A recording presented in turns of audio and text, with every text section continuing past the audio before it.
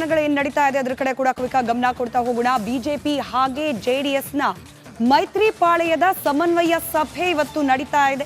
BJP ಹಾಗೆ ಜೆಡಿಎಸ್ನ ಘಟಾನುಘಟಿ ನಾಯಕರು ಮುಂದಿನ ಚುನಾವಣೆಯನ್ನ ಜಂಟಿಯಾಗಿ ಎದುರಿಸಲಿಕ್ಕೆ ಬೇಕಾದ ಸೂತ್ರಗಳ ಬಗ್ಗೆ ಈ ಸಭೆಯಲ್ಲಿ ಮಾತುಕತೆಯನ್ನ ನಡೆಸ್ತಾ ಇದ್ದಾರೆ. ಬೆಂಗಳೂರಿನ ಖಾಸಗಿ ಹೋಟೆಲ್ನಲ್ಲಿ ದೋಸ್ತಿ ರಣಕಹಳೆಯನ್ನ ಮೊಳಗಿಸಿದ್ದಾರೆ. ಕಾಂಗ್ರೆಸ್ ವಿರುದ್ಧ ಮುಗಿಬಿದ್ದಿದ್ದಾರೆ ಮೈತ್ರಿ ಪಾಳೆಯದ ಸ್ನೇಹಿತರು. ಕಾಂಗ್ರೆಸ್ ಬದಲು ಬಿಜೆಪಿ ಜೊತೆ 2018ರಲ್ಲಿ ಮೈತ್ರಿ ಮಾಡಿಕೊಳ್ಳಬೇಕಾಗಿತ್ತು. ಅವತ್ತು ಮೈತ್ರಿ ಆಗಿದ್ರೆ ಈಗ ನಮ್ಮ ಸರ್ಕಾರವೇ ಬರ್ತಿತ್ತು. ಇದು ತಾತ್ಕಾಲಿಕ ಮೈತ್ರಿ ಅಲ್ಲ, ಮೈತ್ರಿ ಮುಂದುವರಿಯಲಿದೆ, ಅಧಿಕಾರಕ್ಕಾಗಿ ಮಾಡಿಕೊಂಡ ಮೈತ್ರಿ ಅಲ್ಲ ಅಂತ ಕುಮಾರಸ್ವಾಮಿ ಮಾತನಾಡಿದ್ದಾರೆ.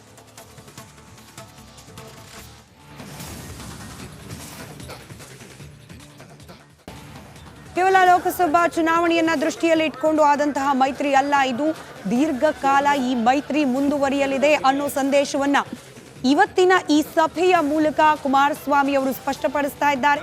ಕಾಂಗ್ರೆಸ್ನ ವಿರುದ್ಧವಾಗಿಯೂ ಕೂಡ ಇದೇ ವೇದಿಕೆಯಲ್ಲಿ ಸಿಡಿದಿದ್ದಾರೆ ಕುಮಾರಸ್ವಾಮಿ. ಹಿಂದೆ ಕಾಂಗ್ರೆಸ್ ಜೊತೆಯಲ್ಲಿ ಮೈತ್ರಿ ಮಾಡಿಕೊಳ್ಳೋದ್ರ ಬದಲಾಗಿ ಬಿಜೆಪಿ ಜೊತೆಯಲ್ಲೇ ಮೈತ್ರಿಯನ್ನ ಮಾಡಿಕೊಂಡಿದ್ರೆ ಈಗ ರಾಜ್ಯದಲ್ಲೂ ಕೂಡ ನಮ್ಮದೇ ಸರ್ಕಾರ ಅಸ್ತಿತ್ವದಲ್ಲಿ ಇರ್ತಾ ಇತ್ತು ಅಂತ ಹೇಳುವ ಮೂಲಕ ಕಾಂಗ್ರೆಸ್ ಜೊತೆಯಲ್ಲಿ ಮಾಡಿಕೊಂಡ ಮೈತ್ರಿ ಹಿಂದಿನ ತಪ್ಪು ಅನ್ನೋದನ್ನ ಮತ್ತೊಮ್ಮೆ ಮೆಲುಕು ಹಾಕಿದ್ದಾರೆ.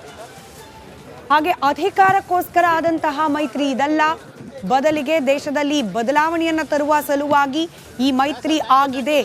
ಅಭಿವೃದ್ಧಿಯೇ ಈ ಮೈತ್ರಿಯ ಮೂಲ ಉದ್ದೇಶ ಅನ್ನೋದನ್ನ ತಿಳಿಸಿದ್ದಾರೆ ಕುಮಾರಸ್ವಾಮಿ. ಸುಳ್ಳು ಭರವಸೆ ನೀಡಿ ಕಾಂಗ್ರೆಸ್ ಅಧಿಕಾರಕ್ಕೆ ಬಂದಿದೆ, ನಿಶ್ಚಿತವಾಗಿ ಭರವಸೆ ನೀಡ್ತಾ ಇದ್ದೇನೆ, ಮೈತ್ರಿಯಿಂದ 28ಕ್ಕೆ 28 ಕ್ಷೇತ್ರವನ್ನ ಗೆಲ್ತೇವೆ ಅನ್ನೋದು ಯಡಿಯೂರಪ್ಪನವರ ಮಾತು. ರಾಜ್ಯದಲ್ಲಿ ಆಗಿರ್ತಕ್ಕಂಥ ಒಂದು ಭಾರತೀಯ ಜನತಾ ಪಾರ್ಟಿ ಮತ್ತು ಜೆಡಿಎಸ್ ಪಕ್ಷದ ಸಮ್ಮಿಲನ ರಾಜ್ಯದ ರಾಜಕೀಯ ಇತಿಹಾಸದಲ್ಲಿ ಒಂದು ಸುವರ್ಣಾಕ್ಷರದಲ್ಲಿ ಬರೆದಿರ್ತಕ್ಕಂಥ ಒಂದು ಫಲಿತಾಂಶ ಮುಂದಿನ ಲೋಕಸಭಾ ಚುನಾವಣೆಯಲ್ಲಿ ಆಗ್ತದೆ ಅನ್ನೋ ಸಂಪೂರ್ಣ ವಿಶ್ವಾಸ ನನಗಿದೆ. ರಾಜ್ಯದಲ್ಲಿ ಆಗಿರ್ತಕ್ಕಂಥ ಒಂದು ಭಾರತೀಯ ಜನತಾ ಪಾರ್ಟಿ ಮತ್ತು ಜೆಡಿಎಸ್ ಪಕ್ಷದ ಸಮ್ಮಿಲನ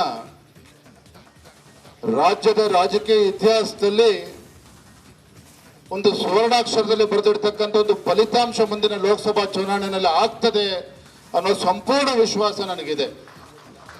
ಬಹುಶಃ 2018 ಮೈತ್ರಿ ಸರ್ಕಾರ ನಾವು ನೀವು ಸೇರ್ ಮಾಡಿದ್ರೆ ನಮ್ಮ ಹಳೆಯ ಸಂಬಂಧ ಏನಿತ್ತು ಇವತ್ತು ಸಹ ಸರ್ಕಾರ ನಮ್ಮ ಸರ್ಕಾರವೇ ಇರ್ತಿದೆ ಅನ್ನುವಂಥದ್ದು ನನ್ನ ಅಭಿಪ್ರಾಯ. ಬಿಜೆಪಿ ಜೆಡಿಎಸ್ ಸರ್ಕಾರವೇ ಮುಂದುವರಿದೆ, ಕಾಂಗ್ರೆಸ್ ಬರ್ಲಿಕ್ಕೆ ಸಾಧ್ಯ ಇರಲಿಲ್ಲ. ಆದ್ರೆ ಇವೆಲ್ಲ ಯಾವುದೋ ಒಂದು ವಿಧಿ ಆಟಗಳು ಅಂತಕ್ಕಂಥದ್ದು ನನ್ನ ಅಭಿಪ್ರಾಯ. ನನಗೇನು ಹೇಳಕ್ ಇಚ್ಛೆ ಪಡಲ್ಲ ಕರ್ನಾಟಕ ರಾಜ್ಯ ಸರ್ಕಾರದ ಬಗ್ಗೆ. ನಾನು ಕೇಳ್ತೇನೆ, ಎಲ್ಲಿದೆ ಅಭಿವೃದ್ಧಿ ಕಾರ್ಯ? ಸುಳ್ಳು ಭರವಸೆಯನ್ನು ಕೊಟ್ಟು ಜನರಿಗೆ ವಂಚನೆ ಮಾಡಿ ಅಧಿಕಾರ ಮತದಿಂದ ಮೈಮರ್ತಿರುವಂತ ಈ ರಾಜ್ಯ ಸರ್ಕಾರವನ್ನ ಈ ಲೋಕಸಭಾ ಚುನಾವಣೆಯಲ್ಲಿ 28ಕ್ಕೆ 28 ಕ್ಷೇತ್ರ ಗೆದ್ದ ಮೇಲೆ ಏನು ಪರಿಣಾಮ ಆಗುತ್ತೆ ಅನ್ನೋದನ್ನು ನಾನು ಇವಾಗ ಹೇಳಕ್ಕೆ ಇಚ್ಛೆ ಪಡೋದಿಲ್ಲ. ಒಟ್ಟಾಗಿ ಒಂದಾಗಿ ಹೆಜ್ಜೆ ಹಾಕೋಣ. ನಿಶ್ಚಿತವಾಗಿ ನಾನು ನಿಮಗೆ ಭರವಸೆಯನ್ನು ಕೊಡ್ತೇನೆ. ನಿಮ್ಮೆಲ್ಲರ ಬೆಂಬಲದಿಂದ, ವೇದಿಕೆ ಮೇಲೆ ಮುಖಂಡರ ಆಶೀರ್ವಾದದಿಂದ ನಾನು ಹೇಳ್ತಾ ಇದ್ದೇನೆ, ಯಾವುದೇ ಶಕ್ತಿ ಬಿಜೆಪಿ ಜೆಡಿಎಸ್ನ 28 ಲೋಕಸಭಾ ಕ್ಷೇತ್ರವನ್ನ ಗೆಲ್ಲೋದನ್ನ ತಡೆಯೋದಕ್ಕೆ ಸಾಧ್ಯ ಇಲ್ಲ. ಮತ್ತಷ್ಟು ಡೀಟೇಲ್ಸ್ನೊಂದಿಗೆ ನನ್ನ ಕಲೀಗ್ ರಂಜಿತ್ ಲೈವ್ ಜಾಯಿನ್ ಆಗಿದ್ದಾರೆ. ರಂಜಿತ್, ದೋಸ್ತಿ ಪಾಳೆಯ ಈ ಸಮನ್ವಯ ಸಭೆ ನಡೆಸುವ ಮೂಲಕ ಕಾಂಗ್ರೆಸ್ನ ವಿರುದ್ಧವಾಗಿ ರಣಕಹಳೆಯನ್ನ ಮೊಳಗಿಸಿದ್ದಾರೆ ಕುಮಾರಸ್ವಾಮಿ ಅವರ ಮಾತು. ವಿಶೇಷವಾಗಿ ಹಿಂದಿನ ಬಾರಿ ಬಿಜೆಪಿ ಜೊತೆಯಲ್ಲೇ ಮೈತ್ರಿ ಮಾಡಿಕೊಳ್ಬೇಕಾಗಿತ್ತು, ಸರ್ಕಾರ ನಮ್ಮದೇ ಇರ್ತಿತ್ತು ಅನ್ನೋ ಮಾತು. ಯಾವ ರೀತಿ ಸಂದೇಶ ರವಾನೆ ಆಗ್ತಾ ಇದೆ ಮೀಟಿಂಗ್ನಲ್ಲಿ, ವಿಶೇಷವಾಗಿ ಈ ಮೈತ್ರಿಯಿಂದ ಮುಂದಿನ ದಿನಗಳಲ್ಲಿ ಆಗಬಹುದಾದ ಬದಲಾವಣೆಗಳ ಬಗ್ಗೆ?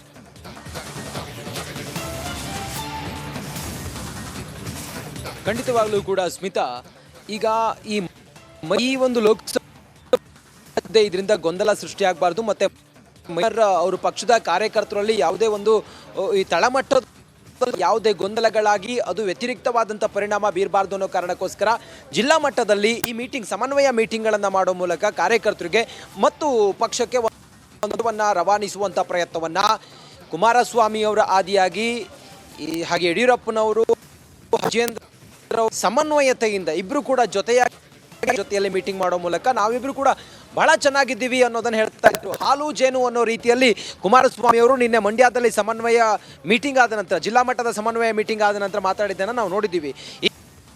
ಬಿಜೆಪಿ ಮತ್ತೆ ಜೆಡಿಎಸ್ ಮೈತ್ರಿಯಾಗಿ ಆದ ನಂತರದ ಮೊದಲ ಸಭೆ ಇವತ್ತು ರ್ಯಾಡಿಸನ್ ಬ್ಲೂ ಖಾಸಗಿ ಹೋಟೆಲ್ನಲ್ಲಿ ನಡೀತಾ ಇದೆ. ಹೋಟೆಲ್ನಲ್ಲಿ ನಡೀತಾ ಇರುವಂಥ ಮೀಟಿಂಗ್ 1.5 ಗಂಟೆಯಿಂದಲೂ ಕೂಡ ಮೀಟಿಂಗ್ ನಡೀತಾ ಇದೆ. ಮೀಟಿಂಗ್ನಲ್ಲಿ ಮಾನ್ಯ ದೇವೇಗೌಡರು, ಜೆಡಿಎಸ್ನ ಪ್ರಮೋಚ ನಾಯಕರು ಇದ್ದಾರೆ, ಹಾಗೆ BY ವಿಜಯೇಂದ್ರ ಆದಿಯಾಗಿ ಬಿಜೆಪಿ ಮುಖಂಡರೆಲ್ಲರೂ ಕೂಡ ಇದ್ದಾರೆ. ಕುಮಾರಸ್ವಾಮಿ ಅವರೆಲ್ಲರೂ ಕೂಡ ಒಂದು ಸಂದೇಶವನ್ನು ರವಾನಿಸ್ತಾ ಇದ್ದಾರೆ. ಯಾವುದೇ ಕಾರಣಕ್ಕೂ ಕೂಡ ಈ ಒಂದು ಮೈತ್ರಿ ಇದೆಯಲ್ಲ, ಈ ಮೈತ್ರಿ ಕೇವಲ ಈ ಚುನಾವಣೆಗೆ ಮಾತ್ರ ಅಲ್ಲ, ನಾವು ಮುಂದೂ ಕೂಡ ಮುಂದುವರ್ಸ್ಕೊಂಡು ಹೋಗ್ತೀವಿ. ಅದ್ರ ಜೊತೆಗೆ ನಾವು ಈ ಹಿಂದೆ ಕೂಡ ಇದೇ ರೀತಿಯಾಗಿ ಸಮನ್ವಯತೆಯಿಂದ ಅಥವಾ ನಮ್ಮ ಒಂದು ಎಲ್ಲವೂ ಕೂಡ ಒಂದೇ ಆಗಿದ್ದಿದ್ರೆ ನಮ್ಮದೇ ಗೌರ್ಮೆಂಟ್ ಇರಬೇಕಿತ್ತು ಅನ್ನೋ ರೀತಿಯಲ್ಲೆಲ್ಲ ಮಾತಾಡ್ತಾ ಇದ್ದಾರೆ. ಕಾರ್ಯಕರ್ತರಿಗೆ ಒಂದು ಸಂದೇಶವನ್ನು ರವಾನಿಸೋದು, ಹಾಗೆ ಕಾಂಗ್ರೆಸ್ಗೆ ಒಂದು ಸಂದೇಶವನ್ನು ರವಾನಿಸುವ ಮೂಲಕ ಎಲ್ಲವೂ ಕೂಡ ಸರಿ ಇದೆ. ಟಿಕೆಟ್ ವಿಚಾರವಾಗಿ ಎಲ್ಲವೂ ಕೂಡ ಒಂದಿಷ್ಟು ಇಂಬ್ಯಾಲೆನ್ಸ್ ಆದದನ್ನು ನಾವು ಸರಿ ಮಾಡ್ಕೊಂಡಿದ್ದೀವಿ. ಅದರ ಹೊರತಾಗಿಯೂ ಕೂಡ ಮುಂದಿನ ಲೋಕಸಭಾ ಚುನಾವಣೆಗೆ ಈಗ ಮೈತ್ರಿ ಅಭ್ಯರ್ಥಿ ಕಣಕ್ಕಿಳಿದ್ರೆ ನಾವಿಬ್ಬರು ಕೂಡ ಜೊತೆಯಾಗಿ ಅವ್ರನ್ನ ಬೆಂಬಲಿಸ್ತೀವಿ, ಗೆಲ್ಲಿಸ್ತೀವಿ ಅನ್ನೋದನ್ನ ಹೇಳ್ತಾ ಇದ್ದಾರೆ. ಮತ್ತೊಂದು ವಿಚಾರ ಅಂತ ಹೇಳಿದ್ರೆ, ಈಗ ಲೋಕಸಭಾ ಚುನಾವಣೆ ಮೈತ್ರಿ ಅಭ್ಯರ್ಥಿ ಕಣಕ್ಕಿಳಿದಾಗ JDS ನಿಂದ ಪ್ರಚಾರಕರು ಯಾರಾಗಿ ಬರಬೇಕು ಮತ್ತೆ ಬಿಜೆಪಿಯಿಂದ ಯಾರ್ಯಾರು ಹೋಗಬೇಕು ಅನ್ನೋದ್ರ ಕುರಿತಾಗಿಯೂ ಕೂಡ ಒಂದು ನಿರ್ಧಾರವನ್ನು ಮಾಡ್ತಾರೆ. ಮತ್ತೆ ರೂಟ್ ಮ್ಯಾಪ್ ಎಲ್ಲೆಲ್ಲಿ ಯಾರ್ಯಾರು ಪ್ರಚಾರ ಮಾಡಬೇಕು ಅನ್ನೋದ್ರ ಬಗ್ಗೆಯೂ ಕೂಡ ಒಂದು ಹಂತಕ್ಕೆ ಇವತ್ತು ಪಕ್ಕ ಆಗುವಂಥ ಸಾಧ್ಯತೆಗಳು ಕೂಡ ಕಂಡು ಬರ್ತಾ ಇದೆ. ಸ್ಮಿತಾ, ಇಲ್ಲಿ ಬಹಳ ಕ್ಲಿಯರ್ ಆಗಿದೆ, ಈ ಮೈತ್ರಿ ಪಾರ್ಟ್ನರ್ JDS ಮತ್ತು ಬಿಜೆಪಿ ಏನಿದೆಯಲ್ಲ, ಈ ಇಬ್ಬರಲ್ಲೂ ಕೂಡ ಒಂದು ಸಮನ್ವಯತೆ ಇದೆ. ನಾವು ಈ ಹಿಂದೆ ಮಾಡ್ಕೊಂಡಂಥ ತಪ್ಪುಗಳನ್ನು ಮಾಡ್ಕೊಳ್ಳೋದಿಲ್ಲ. ಈ ಮುಂದೆ ನಾವು ಇದು ಕೇವಲ ಲೋಕಸಭಾ ಚುನಾವಣೆಗೆ ಮಾತ್ರ ಅಲ್ಲ, ಮುಂದೂ ಕೂಡ ನಮ್ಮ ಮೈತ್ರಿ ಮುಂದುವರಿಯುತ್ತೆ ಅನ್ನೋ ಸಂದೇಶದ ಜೊತೆಗೆ ಕಾಂಗ್ರೆಸ್ಗೆ ಖಡಕ್ ಆಗಿ ಎಂಥದೇ ಸಂದರ್ಭ ಇದ್ರೂ ಕೂಡ ಗ್ರೌಂಡ್ಲಿ ಕಾರ್ಯಕರ್ತರ ಜೊತೆಯಾಗಿರ್ತಾರೆ ಅನ್ನೋದೊಂದು ಸಂದೇಶವನ್ನು ರವಾನಿಸೋದು ಇವತ್ತಿಂದು ಬಹಳ ಪ್ರಮುಖವಾದಂಥ ಅಜೆಂಡಾ ಮೀಟಿಂಗ್ದು. ಸ್ಮಿತಾ, ರೈಟ್, ಧನ್ಯವಾದ ರಂಜಿತ್ ಮಾಹಿತಿಗಾಗಿ.